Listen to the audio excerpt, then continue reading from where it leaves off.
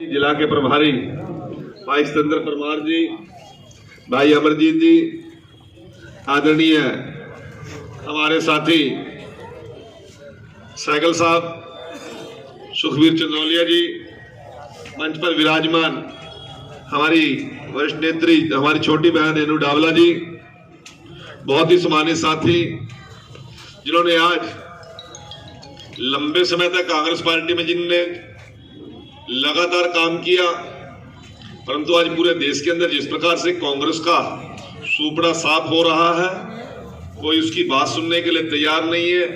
आज कांग्रेस पार्टी को अलविदा करके जिन्होंने आज भारतीय जनता पार्टी का दामन थामा, ऐसे हमारे भाई राजेश बहुत जी और उनकी टीम, बहन परमीला सैनी जी और हमारे यहाँ की प्रत्याशी शोभा रानी जी थे, इधर मिलाना जरा, दोनों आ जाए भाई।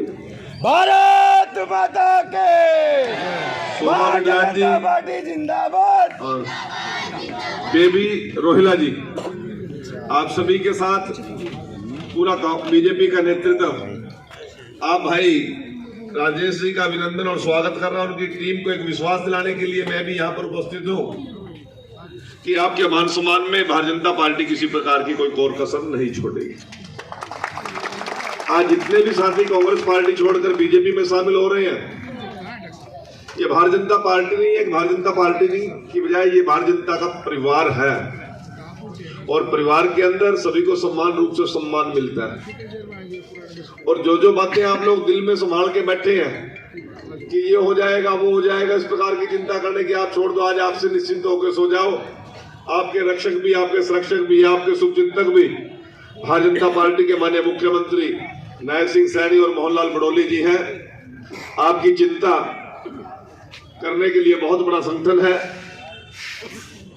आप लोगों को ये मैं विश्वास दिला रहा हूं कि जैसे अटल जी ने कहा था कि कंकड़ कंकड़ में शंकर है, इसी प्रकार से भारतीय जनता पार्टी का प्रत्येक कार्यकर्ता इतना सक्षम है कि अपने कार्यकर्ता के, अपने नेता का हम साथ निभाने में कभी कोर कसर नहीं छोड़ते।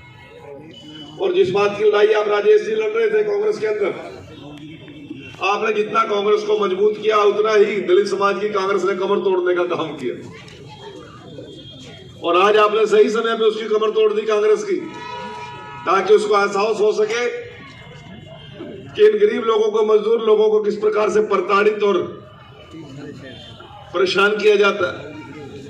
याद कीजिए गोहाना कांड, याद कीजिए मिर्चपुर कांड, यही कांग्रेस का राज था जिसने हमारे लोगों को जख्म देने का काम किया और बीजेपी की सरकार ने उन जख्मों पर मरहम लगाने का काम किया। मैं आपको विश्वास दिलाता हूं, आपका जितना अनुभव है, जितना लंबा आपका संघर्ष है, उसकी कीमत मिलेगी। और बीजेपी ने आज तक किसी की दिहाड़ी नहीं मारी भाई।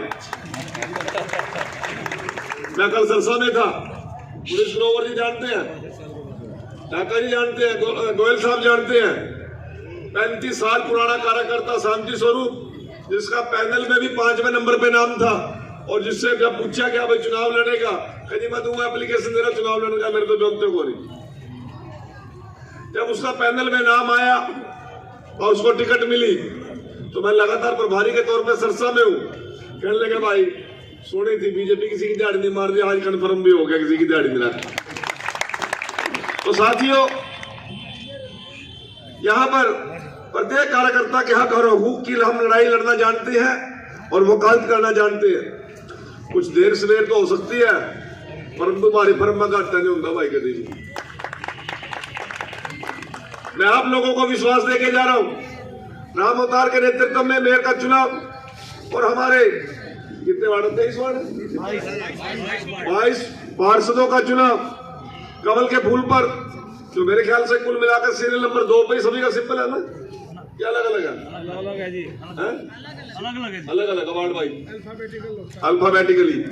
तो कमल के फूल का बटन दबाने का जब आप काम करेंगे, इस रोहतक के विकास को नई ऊंचाइयां भी मिलेंगी, इस रोहतक के विकास को नई तरजीह भी दी जाएगी। इस प्रकार से हमारे मुख्यमंत्री सौम्य स्वभाव, मधुरभाषी, और इसी प्रकार से हमारे प्रदेश के अध्यक्ष मोहनलाल बड़ौली जी, और भाई मनीष ग्रोवर जी के नेतृत्व में हम सभी रोहतक का विकास बढ़िया तरीके से करेंगे। आपने मुझे सुना, कार्यक्रम मेरे बहुत ज्यादा लगे हुए, मेरे को तो वैसे सौभाग्य मिल गया राजेश जी की ज्वाइनिंग में, मैं तो और कार्यक्रम मार्डो में लगे हुए थे। मैं तो एक बार राजेश मोदी जी का जोरदार तालियां बजाकर आप भी